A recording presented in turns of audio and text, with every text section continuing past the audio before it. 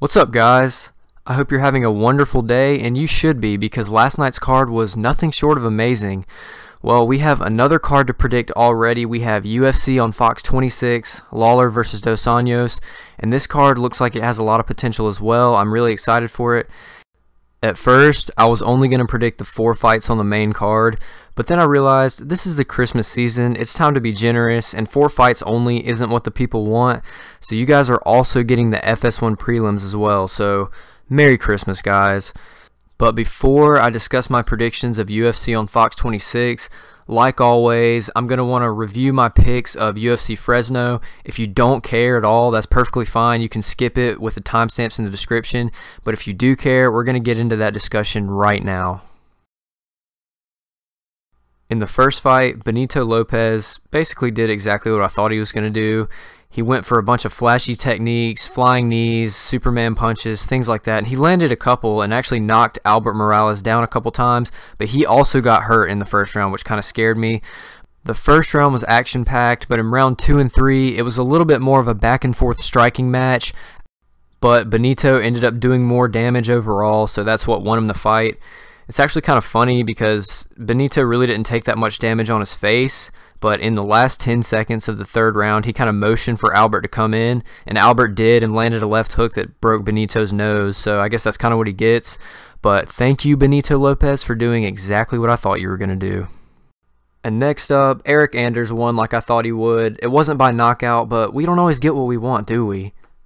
And then we had Daryl Horcher versus Scott Holtzman. You know, I usually don't get mad when I'm watching fights, but when I'm trying to watch a fight and I end up watching a boring-ass wrestling match, I kind of get a little mad. Scott won fair and square, don't get me wrong, but this is pretty much how the fight went. So when it was on the feet, Daryl would land a big punch and Scott would get wobbled, and then Scott would take him down and do ground and pound that did 0 damage. I mean, it was frustrating to watch. It'd be one thing if he was landing like huge elbows, but like Daryl literally was like, what is going on right now? This isn't affecting me at all. So yeah, a little pissed off when I saw that, but it's a fight, and that's how you win fights, I guess. So Scott won fair and square. So picture this. So I'm filled with anger because of the Scott Holtzman-Daryl Horcher fight, and then Marlon Moraes comes out there and starches Aljamain in the first round. Good job, little Eddie. Dude, thanks for making my night. That was a highlight of the year contender. That was like top 10 best highlights of the year. And guys, you ready for it? You ready for it? Aljamain died, bro. This man died. Guys, if a knockout makes you hit a dab then lose consciousness for 15 minutes, that's how you know that was brutal. So hashtag pray for Aljamain. But Marlon, that was a great performance. Like, people were like, oh, he's fighting too early. No, I think he needs to fight too early more often then. That boy got a highlight of the year right there. And then we had Jason, Mississippi Mean. You know, this video really should be called What Happened to Jason Knight? And all I can come up with is that Ricardo took his soul last fight, because that was not Jason Knight in there. If you've seen Jason Knight fight before, and I mean real Jason Knight, that was not him at all. So that's kind of sad to see. I think if he keeps fighting like that, then his career's over. I mean, he just lost to a guy. They got knocked out in the first round by Andre Feely. So I guess pray for Jason as well. I mean, he lost fair and square, but that was not Jason Knight right there. So that was really disappointing. But moving on to the main event, we got to see the birth of a star last night. Brian Ortega is the real deal. I picked Brian by submission, and Brian hit that submission. You know, when he locked up that Darce on Cub in the first round, I was like, now Brian knows. Even though Brian didn't get it, now Brian knows that he can submit Cub. And he came out there in the second round and got the guillotine, and it was over. I mean, that thing was about to pop Cub's head off. So congratulations to Brian. He's a really nice guy, and I think he's going to make waves in the featherweight division from now on. So anyway, guys, that was my recap of UFC Fresno, and now we're going to get on to those UFC on Fox 26 predictions. Let's go. For the first fight on the FS1 prelims, we have Alessio Di Chirico versus Oluwale Bamgbose. And this is a fight where Alessio is the more well-rounded guy with a better record versus a guy who is pretty much 100% a knockout artist. If Alessio can make it out of the first round, then he has taken away literally Oluwale's only strong point, which is early knockouts, that early power. So if Alessio can get past that early flurry of punches, then he will win by decision, and that's my prediction. I think that he's more well-rounded. He's a slightly bigger guy, and in his last fights, Oluwale really hasn't impressed that much. He kind of gasses out if he can't get his way. So I think if it makes it out of the first round, which I think can happen, I think Alessio is going to win by decision. Next up on the FS1 prelims, we have John Makdessi versus Abel Trujillo. John Makdessi is probably better known as that guy that got knocked out by Lando with the spinning kick, and Abel Trujillo is probably better known as that guy that Khabib shoved that time. I would say that Trujillo is a more well-rounded fighter. I think John is primarily a striker, but I think that if he tries to strike with Abel, he's just going to get knocked out. So I could see this fight either being a knockout victory for Abel or a decision victory. It just depends on who shows up that night. Both of these guys haven't won in a while, but I think that this is going to be Abel's breakout fight to get back on the winning track. So I think Abel's either going to win by knockout or decision. Next up, we have UFC flyweight veteran Tim Elliott versus undefeated newcomer Pietro Menga. And this is actually a really hard fight to predict because it depends on what Tim Elliott brings to the table that night. He's a really unorthodox fighter. In his last fight against Ben Nguyen, he did something really stupid and got submitted in the first round, but I think Tim is a lot better than the 11th ranking he has. In fact, he probably had the best performance against Demetrius Johnson out of anybody that I've seen in a very long time. Also, Tim has fought way better competition, like UFC level competition, and this Pietro guy hasn't really fought the best. So I'm going to have to give this one to Tim. I think, you know, Tim could knock this guy out in the first round. Tim could submit him, or it could be a decision. You don't really know. It depends on what he decides to do that night. But I think Tim, like I said, is a lot better than the 11th ranking he has, and I think he's going to spoil this dude's UFC debut. So I'm just going to say Tim by decision. Next up on the prelims, we have Chad the Disciple Laprise versus Galore Bofando, who is just coming off of probably one of the weirdest knockout victories I've ever seen. Honestly, Charlie Ward kind of knocked himself out, and he really doesn't have the best chin. But anyway, so I think Chad is a much more well-rounded fighter, but I do think he's going to try to keep this on the feet. Galore is another one of those guys where pretty much his only strength is his power. Chad has traditionally fought at lightweight for most of his career, but he moved up to welterweight in his last fight and was successful there. He got a knockout victory, so I don't have any doubts that he's going to be fine at this weight class.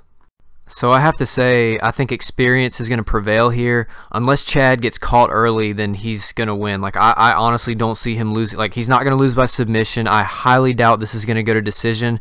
I think if Chad's smart, he's just going to weather through the first round of this dude's punches, and then after that, he could probably pick him apart and get a TKO. Maybe a decision, but I highly doubt that. So I'm going to say Chad Laprise by knockout TKO. I think his experience is going to just beat this guy. He's going to tire him out and then TKO him. Next up, we have Julian, the Cuban Missile Crisis Marquez versus Darren, the Dennis Stewart. And if you're wondering why Julian's picture is black and white, it's because he is from Dana White's Tuesday Night Contender series. He knocked out his opponent, very brutal fashion. He's a good fighter, good striker. If you're wondering why the name Darren Stewart sounds familiar, it's because he just fought at UFC Norfolk. He was the first fight on the Fight Pass prelims. He fought Carl Roberson, and he got submitted in the first round. So I really don't know why he wants the quick turnaround like this. He's not Marlon. Like he's not coming off a win. So I don't really know why he chose to fight again this fast, but I really think Julian's got this one. Julian knocked out a guy that I think could beat Darren Stewart. So I'm going to have to say Julian by knockout, especially since Darren literally just fought. Like, I have no idea why they booked him again way too soon.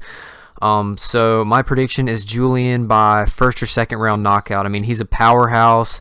Both of these fighters are going to be looking to have a striking match, and that's going to be what ends up being Darren's downfall.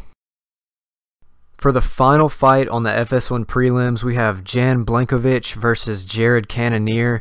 And honestly, I think this is a really close matchup between two equally skilled guys. They both have power. They both have submission potential. But right here, I got to give the slight edge to Jared Cannonier. I don't want to go too much into this one because I think it's a really, really close matchup, and I honestly think it could go either way. But I'm going to predict Jared by decision just because I think he's fought slightly better guys, and I don't think he's going to get knocked out, but I don't think he's going to knock out Jan Blachowicz either. So I'm going to say Jared by decision. For what I think is the first fight on the main card, because sometimes they switch it up, we have number 3 ranked Glover Teixeira versus number 7 ranked Misha Cirkunov. Both of these guys are just coming off knockout losses, except I think Glover's was a little bit more brutal because it took longer to happen. He took a lot of damage. Misha did just get knocked out by Volkan Oezdemir, but I don't really think that was a factor of Misha having a weak chin. I think that was a factor of Volkan being extremely powerful, but I think Glover is starting to have a weak chin. I definitely 100% think this fight's going to stay on the feet. I think Glover is the more technically better striker, but I think Misha's going to be able to take more damage, and I think that's what's going to end up making this fight. So I could honestly say I think Misha is going to win by third round knockout. I don't think Glover's going to be able to take much damage in this, especially after taking so much against Alex Gustafsson his last fight. So I think Misha's just going to go in there and dish it out and eventually knock out Glover, and I'm saying third round knockout. Next up, we have number 10 ranked welterweight Santiago Ponzinibbio versus Platinum Mike Perry. There's a lot of hype behind Mike Perry, which I really don't understand because I thought he got exposed by Alan Jouban. But I have to say, I think Mike is probably the biggest one-trick pony in the entire UFC. Like, literally all this man can do is strike. And he does have good takedown defense, but it's like you know what he's going to try to do. He's just going to run out there and try to take your head off. But honestly, I think Santiago has better striking. So this is probably going to go against a lot of people's predictions, but I'm going to say Santiago Ponzinibbio by knockout. I think Mike's going to come in there and start swinging for the fences like he always does, and Santiago's going to catch him with his technical striking and end up knocking him out. So, I mean, I'm really feeling it. So I think, because you guys get mad when I say it's going to happen, so I think Santiago Ponzinibbio is going to knock out Mike Perry in the first or second round. He's pretty powerful. Next up, we have a fight where I'm pretty confident in my prediction. We have number 3 ranked Ricardo Lamas, who is about to fight Jose Aldo, who I think would have beaten Jose Aldo, versus unranked Josh Emmett, who's coming down from lightweight. You know, I think Josh Emmett's a really good fighter. I don't really think he has a lot of holes in his game, but I think there's levels to this definitely, and Ricardo is on a much higher level than Josh. He's fought much better people. So Josh is a team alpha male prospect, and he has a lot of hype behind him for sure. He won his last fight pretty convincingly, but we all know what Ricardo does to people with a lot of hype behind him. The last guy he fought, Jason Knight, had a lot of hype behind him, and we all know what happened. Jason Knight got his soul taken, got knocked out in the first round. I don't really think Ricardo's going to knock out Josh, though. I think this fight's going to go to a decision, but I just see Ricardo picking Josh apart the whole time, especially since this fight is on short notice. Obviously, Ricardo was supposed to fight Jose at first, so I just think Ricardo's going to pick Josh apart for the whole fight and win by decision. Finally, for the main event, we have number 2 welterweight Robbie Lawler versus number 4 ranked welterweight Rafael dos Anjos. I think both of these guys are definitely past their prime, but they got promised a title shot if they won. However, I don't think they're going to get that because Woodley's going to have shoulder surgery or something, or wants to move up, who knows, but they're probably not going to get a title shot. So like I said, both of these guys are pretty much shells of their former selves. Robbie has a little bit of a suspect chin now. I find myself getting worried every time he gets hit, and Rafael is just like, whenever guys have to start moving around weight classes, you know, that's when they're like not confident or not motivated that much anymore. Although he did just come off an impressive win over Neil Magny, I don't think he's as good as he once was. Yeah, I think this is going to be close. I think this is going to be a close fight. I don't know if we're going to see a finish here. I know if Rafael takes down Robbie's going to have some problems, but I just don't know if that's going to happen. I'm kind of leaning towards it staying more on the feet, and I think if it does, Robbie's going to have the slight upper hand, and he's going to end up winning by decision. So it took a lot of pondering for me to come up with this, but I'm going to end up saying Robbie by decision. That's my prediction. That's going to do it for these predictions, guys. I appreciate you watching the video. I appreciate the support. Like always, if you have something to comment, feel free. And with that said, I'll see you guys next time. Good luck.